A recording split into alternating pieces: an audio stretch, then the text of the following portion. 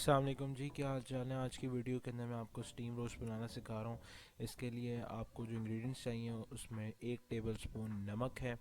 इसके साथ हम शामिल करेंगे 1.5 टीस्पून के करीब लाल मिर्च का पाउडर।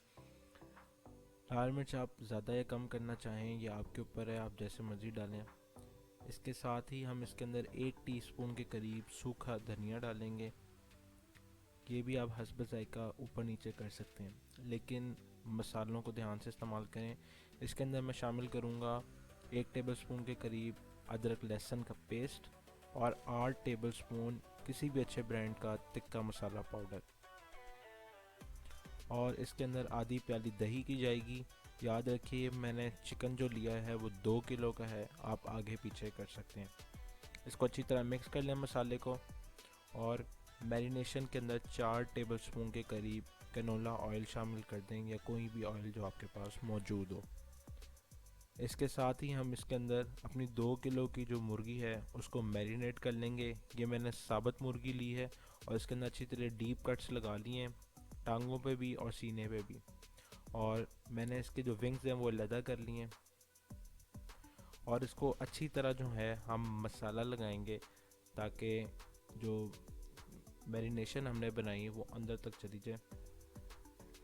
आप इसके लिए ग्लव्स का इस्तेमाल ज़रूर करें ताकि आपके हाथों में ना लगे।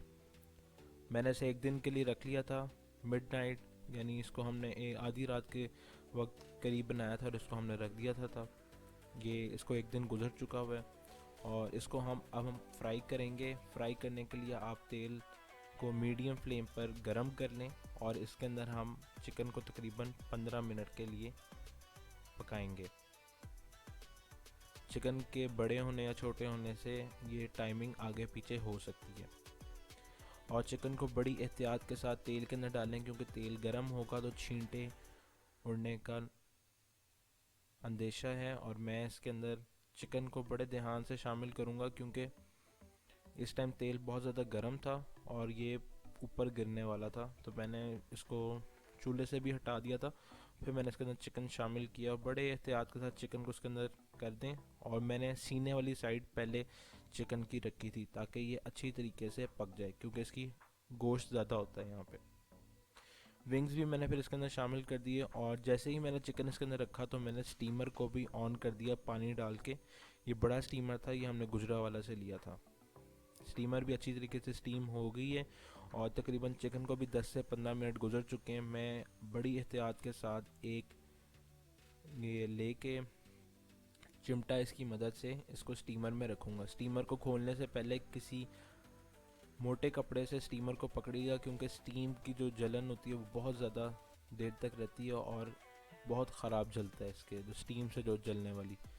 इसको अब हमने सीधा करके चिकन को रखना है, तो मैं चिकन को भी सीधा कर दूंगा, साथ में विंग्स को भी इसके अंदर डाल दूंगा ताकि ये आराम से तैयार हो जाए।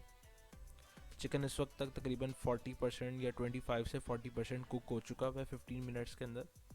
और ये चिकन आप देख लें, इसके ऊपर रंग वगैरह आ गया हुआ है, गोल्डन ब्राउन हो गया हुआ है। कभी भी गलती ना किएगा कि स्टीम करके फ्राई करेंगे, इस तरह आपके सारे चिकन के अंदर से मॉइस्चर निकल जाएगा। अब हम स्टीम करेंगे इसे 40 मिनट्स के लिए और ये देखें स्टीम हुआ हुआ हमारा चिकन रेडी है। मैंने इसको डिश आउट कर लिया था।